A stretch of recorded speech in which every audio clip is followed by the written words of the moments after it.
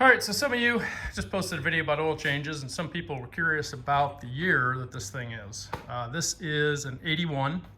This is the last year that this Smokey and the Bandit style, or whatever kind of style, this second gen style was made. So 81 is the last year. 82 is the first year of the Night Rider style, so that's sloped hood with the pop-up headlights. 81 was also the lowest production year of the car. It pretty much run its course. It was pretty much the Smokey and the Bandit thing pretty much wore it out. And of course, the majority from 78 to 81, the majority of the Trans Ams that rolled off the line were black and gold, because that was the popular style. It's a beautiful style. Love the black and gold, but just too many of them out there. People buy these cars and they first thing they do is repaint them black and gold. So I decided I'm keeping mine this burgundy color. And there's a couple nuances about the 81 that are fairly unknown. It was a kind of a hodgepodge car. They just kind of threw all the spare parts at it and went from there. First thing was the majority of the Trans Ams, and I forget how many they made. I think it was less than 100,000. They didn't make very many of them that year.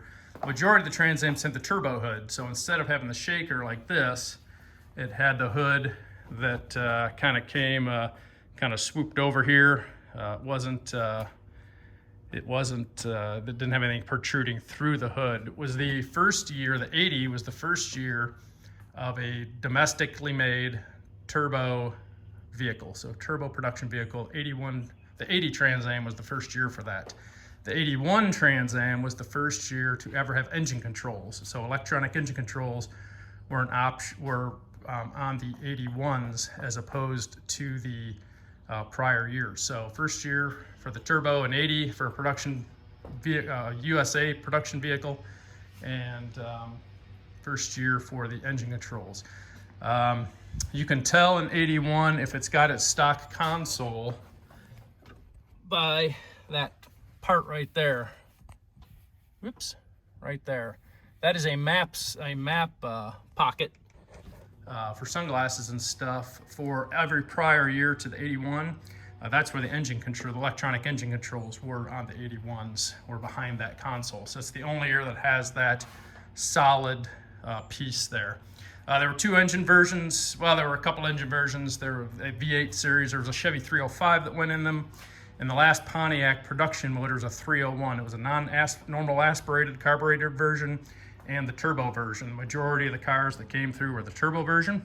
This particular car was a non-aspirated version. It was only one of, I think, 3,000 that were made, very few of them. Obviously that motor was blown up before I ever got it, and it has a 73 Pontiac 400 in it. The 73 was the last year with a stronger block due to emissions. So 73 is the desirable year. It was in there when I got the car, although it was not very well rebuilt. Everything on this motor has been rebuilt because we spun a main bearing, hence it wasn't very well rebuilt. It's punched out 80 over, so it's really like a 408 or something like that, some sort of a weird number, but typically is a 400. Something else I was just going to tell you. It has an aluminum intake, has the Rochester carburetor on it still. It's been rebuilt. Alternator's been upgraded to 100 amp.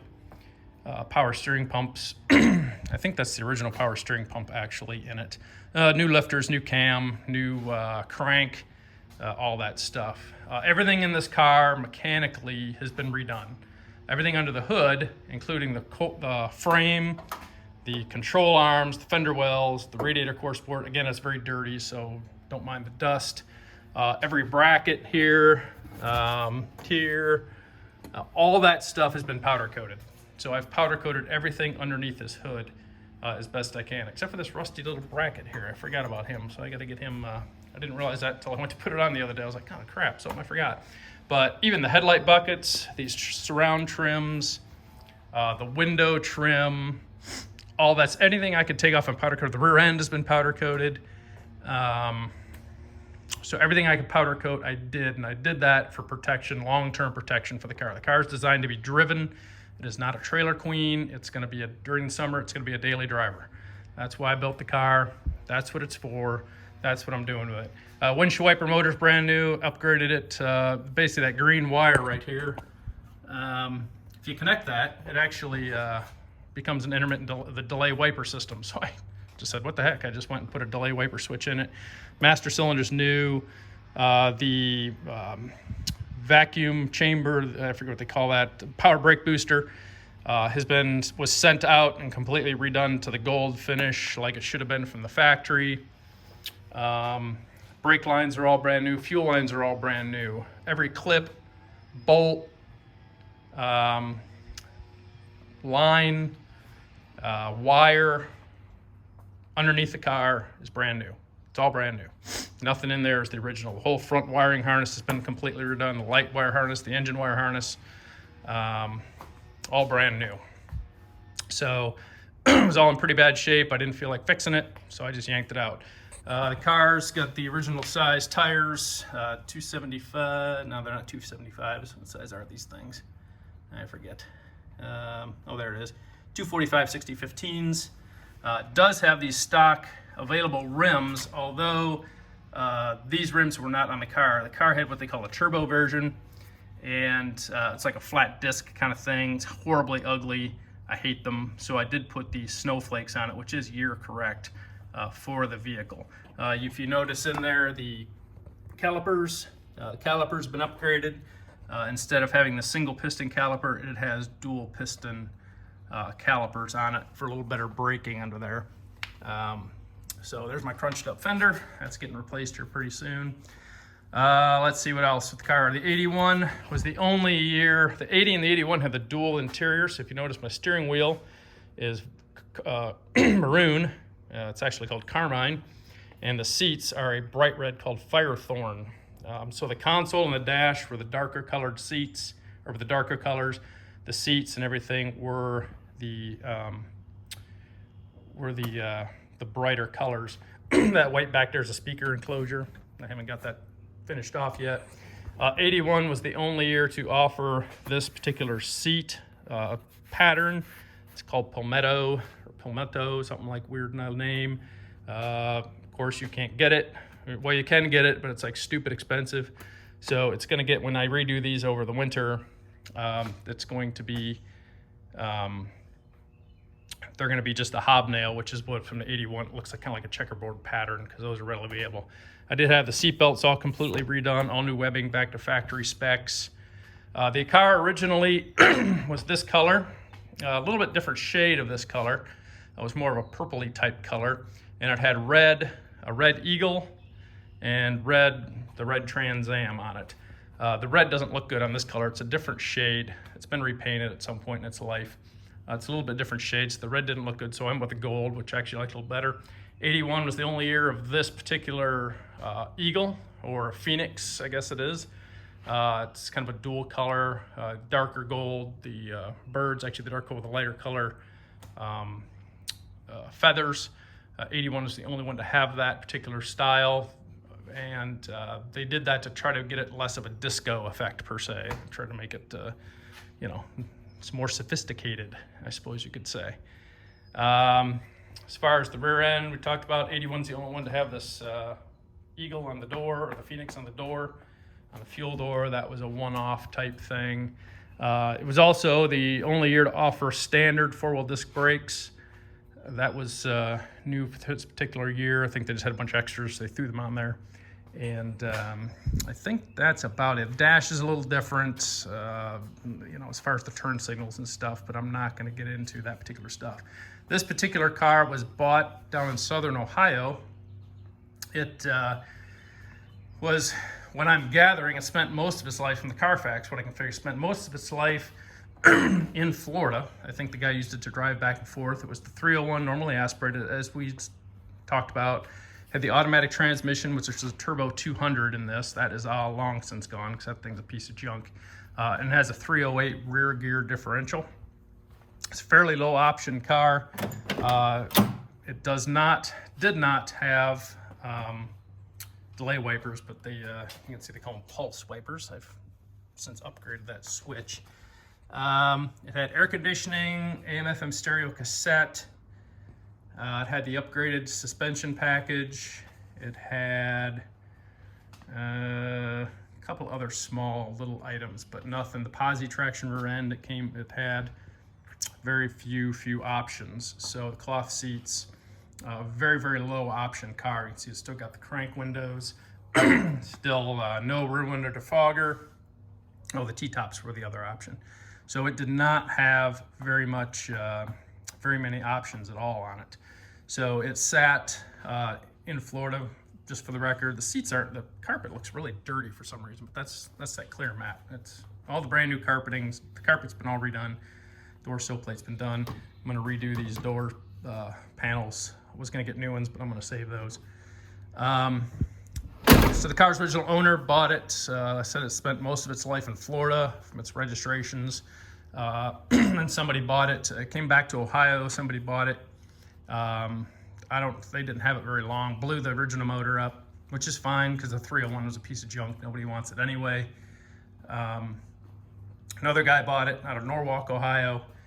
He put this engine in it, did a horrible job rebuilding it, didn't correctly size the main bearings, and we ended up spinning them, which obviously caused the engine rebuild. So luckily I did not destroy the block. I did not hurt the block at all. We just had it cleaned up a little quick and went from there. So I'm the 4th owner of the vehicle and probably the last one with all the money I've sunk into it. So that's kind of history of the car. I was going to tell you something else, but I can't remember what it was.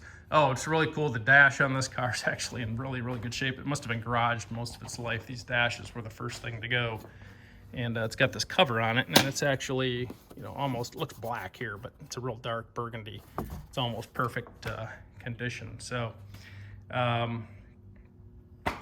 that's the car. Like I said, the whole underside's been completely redone. I sanded it all down, put a corrosion preventative sealer on it, undercoated it, had the gas tank out of it.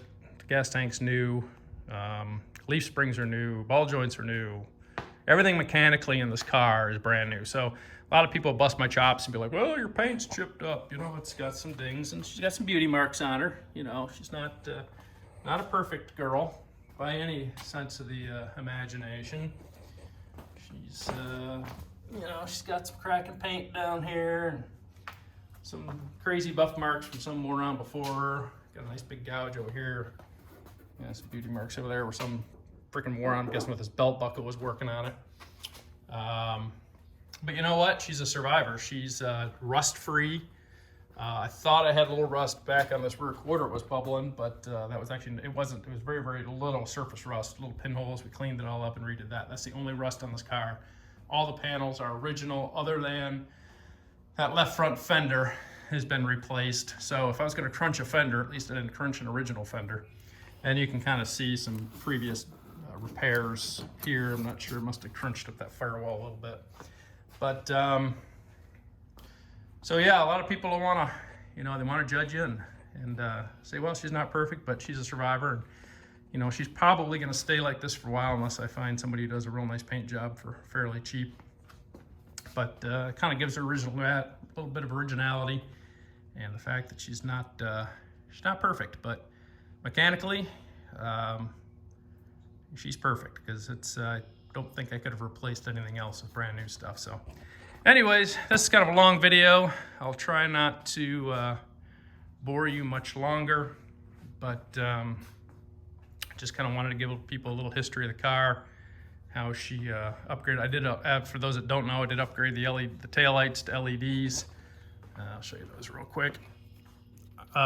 Basically because the old ones were very, very hard to see, especially in the daylight. So we did upgrade the rears to the LEDs so that you have a little better visibility. And then also the headlights. Headlights also were horribly sealed. These old sealed beams were junk, so they're actually all LEDs as well. I did get glass housings, so they look stock, but they have LED bulbs in them. So just a couple things, safety concerns, make the car more drivable, a little safer while you're putzing up down the road. So I am probably going to have the windows tinted on it, kind of to match the T-tops. It's kind of one of the things I want to get done, and I'm going to have it the next couple weeks. It's going to go get that fender corrected and painted, and then it's going to get ceramic coated. So again, not perfect paint, but I'm going to have it paint corrected as much as I can. and then I want to have it ceramic coated so that so that the paint is protected until I decide what I'm gonna do. Oh, it's gotta go to the exhaust shop and get the splitters put on. The previous owner decided to go that route for whatever reason. But anyways, that's what's going on with this old girl. And I can't believe, I mean, I literally had this thing all apart. Front end was off of it, seats were out of it, rear end was out of it, tank was, I mean, it was pretty crazy. The fact that I put it back together and it actually moves under its own power, to me, is pretty damn amazing. So anyways, that's it. If you have any questions, message me in the comments, and I will talk to you guys soon.